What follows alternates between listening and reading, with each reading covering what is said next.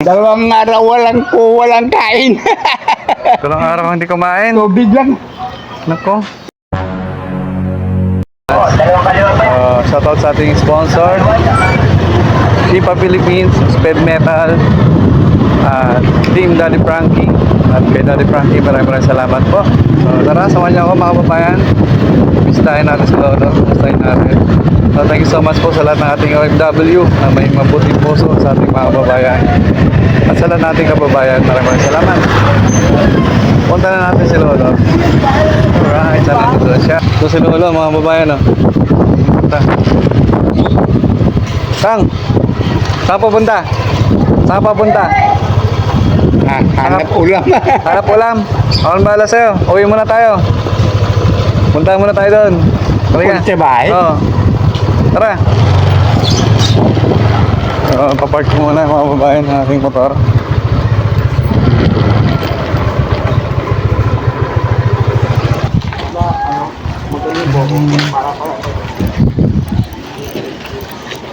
Yan si Lolo, tutulak natin.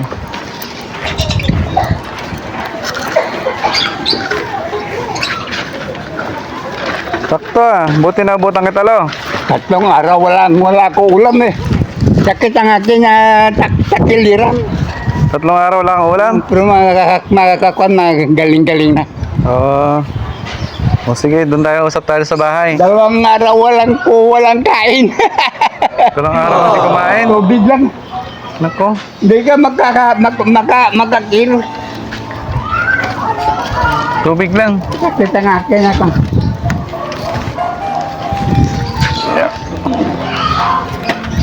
Ayaw mong gamitin yung bagong wheelchair mo. Ano? Ayaw mong gamitin yung bagong wheelchair mo.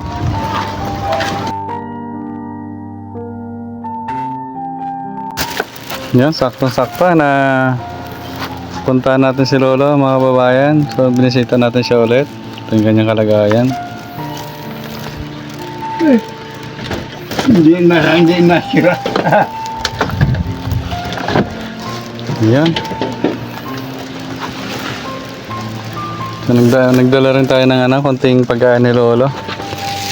So ilang araw din natin hindi nabisita si Lolo. Pero wala nang ligo-ligo. Walang pera. O yan, saglit lang ito lo. Napasyal ka. Opo, kinumusta lang kita. Kumusta? Yung anak mo, nagpunta na dito, anak mo? Ako, okay. Ang problema kong bahay. Bahay ulit? Tirahan. May bahay lang ko na matirahan sana. Ito tayo, pagkain mo tayo. Sabi mo, hindi ka pa kumakain eh. Oo, may ulam na ko. Opo. Huwag ka mo nang umalis, ano? Naalala ka ng ating mga kababayan, lo? Alam mo, diferensya lang, gamay ko, unti na wala. Magtanong ko sa may-ari, hindi na. Nawala ulit ang gamit ng iba. Ang ko ng gamit, wala. Wala na. Tibay pa yung... Wala man may tumutulong. Tibay pa yung bahay mo. Naalala kong kabataan ko. Pagka walang gamit mo, huwag mo nanganakin. Kasi mabuting kamay na. Hindi bali po, kasi ito po, itong sa akin.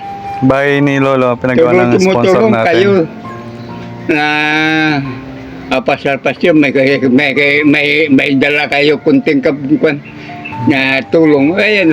Opo, masayahan si Lolo mga babayan, kahit na mag-isa niya na lang. So nagpatira dito yung may-ari ng lupa. Maraming salamat, no? Sa nagpagawa ng bahay, si Mama Iris. Kailangan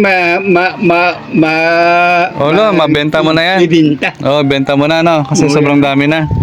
Ay, ito may mga plastic pa dito. Daming ni Lolo ngayon. Daming plastic. Daming ito, kalakal. Ayaw ng tao. Mabili. Wala, so hindi na akong tatagal, lo. Kung may mga kilala ako, pwede ko lang ibabigay na lang. So ito, bigay ni Mama Iris, 2,000. Kunin mo lang, sa... Ay, nalaglag na siya. 2. Parang hindi ka na mga lakal, no?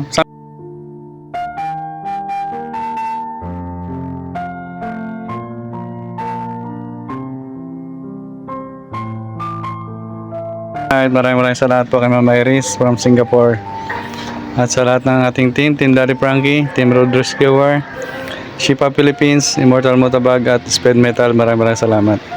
So hanggang dito po ang ating vlog. So kay Lolo, nakimusta lang natin siya. Nilalangon na yung paa ni Lolo. So putol yung paa niya. Tapos hirap siya sa ng kanyang wheelchair kasi mag-isa niya lang. So sana mabisita siya ng kanyang anak at mga kanyang kamag-anak. So ito lang po munting hiling ni Lolo. So maraming salamat po mga kababayan. Mapashare na lang po ng video natin. Maraming salamat. Hanggang dito lang po ating vlog. Thank you so much. Bye-bye. Ulam. Opo, okay na po. Tago mo na yung pera mo. Ilagay mo na sa lagayan mo. Dalawang araw ko walang kain. Sakit ang hindi na. Di bali lang? Ganyan ko kung tumanda ka na, marami ng sakit. Opo. Dapat talaga Ingatan mo nung magtanda ka rin, di siya ang baywang mo. Ang hirap pagkilos. Pagbangon mo, masakit. Pagbago ka mag-aupo, mahiga ka, masakit. Yan ang aking kapalaran sa mundo. Ayun, safe na yung pera mo lang. So, bye-bye lang. Hanggang sa muli. Paalam.